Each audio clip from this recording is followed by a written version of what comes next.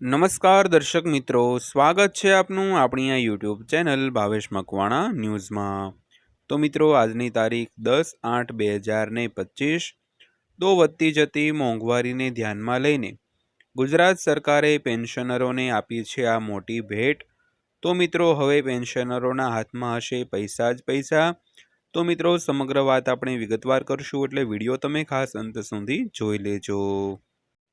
તો સૌથી પહેલાં થોડી અન્ય વાત કરીએ તો 8મા પગાર પંચ અપડેટ। કેન્દ્ર સરકારે તાજેતરમાં કર્મચારીઓ માટે એક મોટું અપડેટ જાહેર કર્યું છે। તો કેન્દ્ર સરકાર હવે કર્મચારીઓના પગારમાં મોટો વધારો કરવા જઈ રહી છે। તો આ વધારો 8મા પગાર પંચ હેઠળ થવા જઈ રહ્યો છે। તો આના કારણે કર્મચારીઓના પગારમાં મોટો ઉછાળો આવશે। આવી સ્થિતિમાં ચાલો આ વિશે સંપૂર્ણ વિગતવાર માહિતી જાણીએ મિત્રો। તો મિત્રો, 8મા પગાર પંચને લઈને બીજું એક મોટું અપડેટ આવી રહ્યું છે, જેની આજના વિડીયોમાં આપણે વાત કરવાના છીએ। અને વધતી જતી મોંઘવારી વિશે પેન્શનરોના પેન્શનમાં મોટો એવો વધારો થવાનો છે તેની પણ વાત કરવાના છીએ। એટલે વિડીયો તમારા માટે ખૂબ જ ઇન્ટરેસ્ટિંગ રહેવાનો છે, એટલે વિડીયો તમે અંત સુધી જોઈ લેજો। તો અન્ય વાત કરીએ તો ગુજરાત સરકાર દ્વારા પણ દર 10 વર્ષે એક નવું પગાર પંચ જે લાગુ કરવામાં આવે છે, જે કર્મચારીઓના પગારમાં સુધારો કરવામાં આવે છે। તો કેન્દ્ર સરકારે 2016માં 7મું કેન્દ્રીય પગાર પંચ લાગુ કર્યું હતું। તો આ પગાર પંચ લાગુ થયાને 10 વર્ષ થશે। આવી સ્થિતિમાં હવે રાજ્યના કર્મચારીઓ તેમજ પેન્શનરો પણ 8મા પગાર પંચના અમલીકરણની રાહ જોઈ રહ્યા છે। તો 8મું પગાર પંચ લાગુ થતાં જ કર્મચારીઓના પગારમાં મોટો વધારો થશે। તો ચાલો જાણીએ આ વિશે સંપૂર્ણ માહિતી આજના વિડીયોમાં મિત્રો। તો વિડીયો વિગતવાર જોતા પહેલાં હજી સુધી જો આપણી આ ચેનલ તમે સબસ્ક્રાઈબ ન કરી હોય તો તમારા માટે રોજે રોજ અગત્યની માહિતીઓ મેળવવા માટે આપણી આ યુટ્યુબ ચેનલ ભાવેશ મકવાણા ન્યૂઝને સબસ્ક્રાઈબ કરી લેજો। તો સૌથી પહેલાં વાત કરીએ તો કર્મચારીઓના ચહેરા પર હવે સ્મિત આવી જવાનું છે।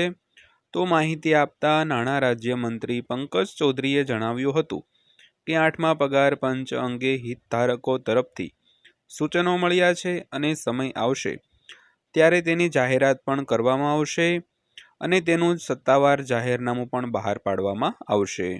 તો આનાથી પગાર અને પેન્શનમાં વધારાની રાહ જોઈ રહેલા કેન્દ્ર સરકારના કર્મચારીઓના ચહેરા પર સ્મિત આવી ગયું છે મિત્રો।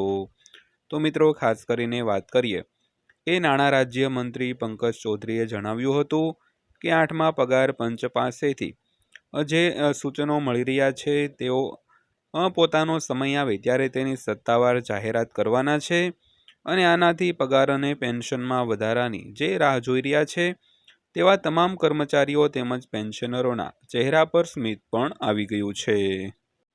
ત્યારબાદ વાત કરીએ તો પગાર પંચ અંગેનો અહેવાલ બહાર પાડવામાં આવ્યો છે। તો જાહેર કરાયેલા એક અહેવાલ મુજબ 8મું પગાર પંચ નિર્ધારિત સમયમર્યાદામાં તેની ભલામણો કરવા જઈ રહ્યું છે।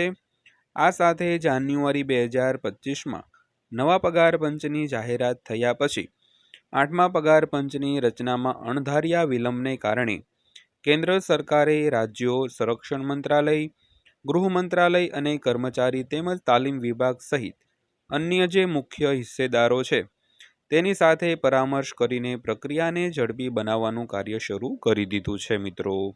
તો મિત્રો, જણાવતા ખૂબ આનંદ થાય કે 8મા પગાર પંચ વિશે જે હવે ચળવળો છે તે આગળ વધી રહી છે। તો કેટલાક જે કેન્દ્ર સરકારે છે તેણે રાજ્યો તેમજ સંરક્ષણ મંત્રાલય, ગૃહ મંત્રાલય અને કર્મચારી અને તાલીમ વિભાગ સહિતના જે મુખ્ય હિસ્સેદારો છે જે પગાર સુધારણામાં પોતાનું કાર્ય કરવાના છે તેવા તમામની સાથે પરામર્શ કરીને પ્રક્રિયાની જે ઝડપી છે તે બનાવવાનું ચાલુ કર્યું છે અને તેને કારણે પગાર પંચ અંગેનો અહેવાલ પણ બહાર પાડવામાં આવ્યો છે મિત્રો। ત્યારબાદ વાત કરીએ તો સરકારે માહિતી આપી દીધી છે। તો માહિતી આપતા પંકજ ચૌધરીએ જણાવ્યું હતું કે સરકાર દ્વારા કમિશનની ઔપચારિક સૂચના જારી કરાવ્યા પછી 8મા પગાર પંચના અધ્યક્ષ અને સભ્યોની નિમણૂક કરવામાં આવશે। તો માહિતી માટે અમે તમને જણાવી દઈએ કે સરકાર દર 10 વર્ષે વધતી જતી ફુગાવા અને અન્ય ખર્ચાઓ અનુસાર તેમના પગારમાં કર્મચારીઓનો જે મૂળ પગાર હોય અને પેન્શનરોના જે પેન્શન હોય તેમાં સુધારો કરવામાં આવતો હોય છે। તો મિત્રો, પંકજ ચૌધરી જે આપણા નાણાં રાજ્યમંત્રી છે, તેમણે જણાવ્યું હતું કે સરકાર દ્વારા હવે 8મા પગાર પંચની ઔપચારિક સૂચના જારી કરવામાં આવ્યા પછી 8મા પગાર પંચ અંગેના જે અધ્યક્ષ અને સભ્યો નિમવાના હોય તેની જાણકારી આપવામાં આવશે। તો ત્યારબાદ વાત કરીએ તો સરકાર દર 10 વર્ષે વધતી જતી મોંઘવારી અને કર્મચારીઓ તેમજ પેન્શનરોના ખર્ચાઓને ધ્યાનમાં રાખીને નવા પગાર પંચની જે રચના હોય તે કરતી હોય છે અને તેના લીધે કર્મચારીઓના મૂળ પગાર તેમજ પેન્શનરોના મૂળ પેન્શનમાં સુધારો કરવામાં આવે છે મિત્રો। ત્યારબાદ જોઈએ તો ફિટમેન્ટ ફેક્ટરને આધારે પગાર વધશે। તો નોંધનીય છે કે 7મા પગાર પંચ 2016માં લાગુ કરવામાં આવ્યું હતું। તો જેમાં સુધારા તે જ વર્ષની 1 જાન્યુઆરીથી અમલમાં આવ્યા હતા। તો 10 વર્ષના ચક્ર મુજબ 8મું પગાર પંચ 2024-25માં લાગુ થવાની ધારણા હતી। જોકે વધતી જતી ફુગાવા વચ્ચે આમાં વિલંબથી સરકારી કર્મચારીઓ અને પેન્શનરોમાં ચિંતા વધી ગઈ છે। તો એ નોંધવું ખૂબ જ મહત્વપૂર્ણ છે કે વધેલી ચૂકવણી 8મા પગાર પંચ દ્વારા નક્કી કરાયેલ ફિટમેન્ટ ફેક્ટર પર આધારિત રહેશે। તો 7મા પગાર પંચ માટે ફિટમેન્ટ ફેક્ટર 2.57 રાખવામાં આવ્યું હતું મિત્રો। ત્યારબાદ વાત કરીએ તો 8મા પગાર પંચમાં આ ફિટમેન્ટ ફેક્ટર હશે। તો 8મા પગાર પંચમાં ફિટમેન્ટ ફેક્ટર શું હશે તેની વાત કરીએ તો આગાહીઓ અનુસાર 8મા પગાર પંચમાં ફિટમેન્ટ ફેક્ટર 1.92 થી 2.86% વચ્ચે રહેવાનું છે। તો આવી સ્થિતિમાં જો સરકાર 8મા પગાર પંચ માટે 1.92% ફિટમેન્ટ ફેક્ટર નક્કી કરવાનો નિર્ણય લે છે તો કર્મચારીઓના પગારમાં બમ્પર વધારો થવાની સંભાવના છે। આ ઉપરાંત જો 2.8નો ફિટમેન્ટ ફેક્ટર નક્કી કરવામાં આવે તો કર્મચારીઓના પગારમાં બમ્પર વધારો જોવા મળવાનો છે મિત્રો। તો મિત્રો, ખાસ કરીને આગાહીઓ જે થઈ રહી છે તે મુજબ 8મા પગાર પંચમાં 1.92 થી 2.86%ની વચ્ચે ફિટમેન્ટ ફેક્ટર રહેવાનું છે અને આવી સ્થિતિમાં જો 8મા પગાર પંચ માટે 1.92% જો ફિટમેન્ટ ફેક્ટર નક્કી કરવામાં આવે તો કર્મચારીઓના પગારમાં બમ્પર વધારો થશે અને તે ઉપરાંત જો 2.80નો ફિટમેન્ટ ફેક્ટર નક્કી કરવામાં આવે તો પણ કર્મચારીઓ તેમજ પેન્શનરોના પગાર પેન્શનમાં બમ્પર વધારો જોવા મળવાનો છે। ત્યારબાદ અંતમાં વાત કરીએ તો જો ફિટમેન્ટ ફેક્ટર 1.92 હોય તો પગાર આટલો હશે। તો માહિતી માટે અમે આપને જણાવી દઈએ કે 8મા પગાર પંચમાં કેન્દ્રીય કર્મચારીઓનો લઘુત્તમ મૂળભૂત પગાર 18,000 રૂપિયા પ્રતિ માસ નક્કી કરવામાં આવ્યો હતો।